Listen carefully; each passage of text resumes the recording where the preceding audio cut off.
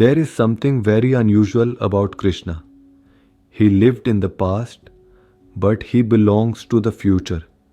Even today, humanity is not fully ready to understand him. We talk about Krishna, we worship Krishna, but we have not yet become capable of meeting him. And there are clear reasons for this. Most spiritual figures are remembered as serious, silent, detached from life. Their faces carry sadness. Their teachings carry struggle. Krishna is completely different. He stands at the deepest heights of spirituality, and yet he is not serious. He laughs, he dances, he sings. Krishna is perhaps the only spiritual figure who is deeply awakened without being sad. For centuries, religion was closely connected with suffering. A spiritual person was expected to look tired of life, as if existence itself were a burden. In that atmosphere, a laughing man like Krishna felt dangerous, almost unacceptable. A religion that laughs, a spirituality that celebrates life, has not yet fully arrived. Most religions divided life into two parts, one part to accept, another part to reject. The body was rejected, the soul was accepted, this world was rejected. Some other world was glorified. Naturally, when the body is rejected, life loses its color. All joy, all sensitivity, all music of existence comes through the body. A religion that denies the body becomes pale, dry, lifeless. Krishna is the rare one who accepts life in its totality. Nothing is excluded. That is why, in Indian tradition, Krishna is called a complete incarnation, not partial, not divided, complete. Many thinkers have accused Indian spirituality of being life-denying, and if Krishna is forgotten, that accusation seems true. But if Krishna is included, the accusation collapses completely.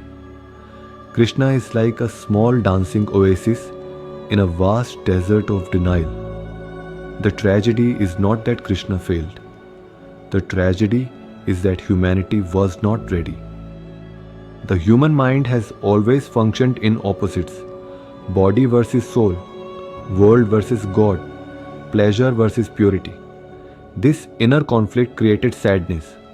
When we deny the body, we also deny life itself. Krishna does not deny the body. He accepts it fully, not as an obstacle, but as a doorway.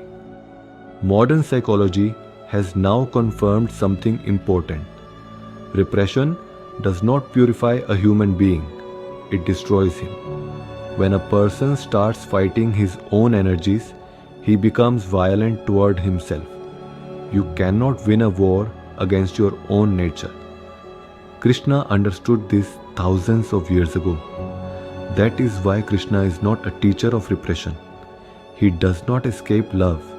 He does not escape conflict. He does not escape life.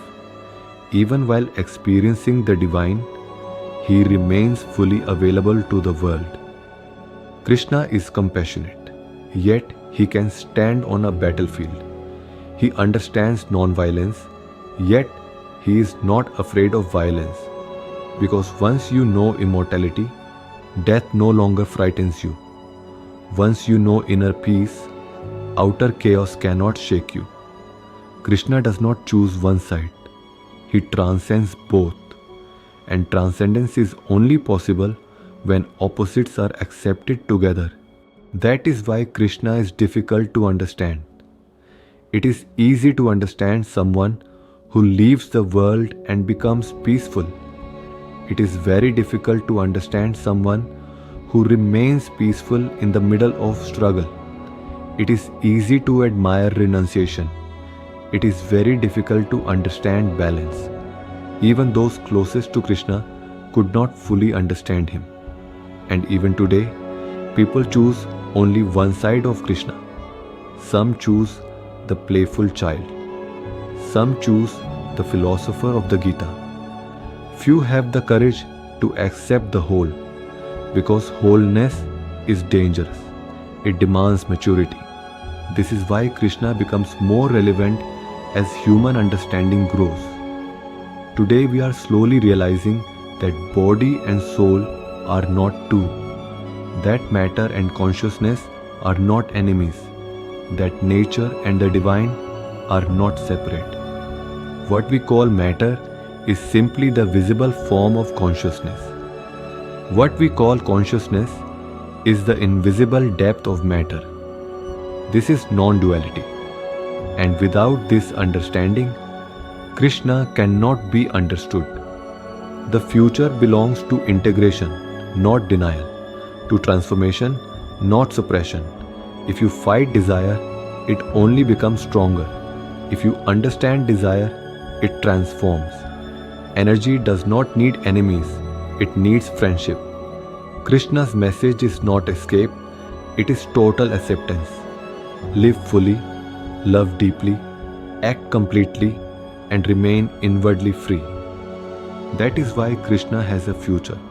As old belief systems collapse, as divided religions lose relevance, Krishna will remain, not as a god to worship, but as a symbol of wholeness. A reminder that life does not need to be escaped, it needs to be understood, embraced, and lived totally. And perhaps one day, humanity will finally be ready to meet Krishna.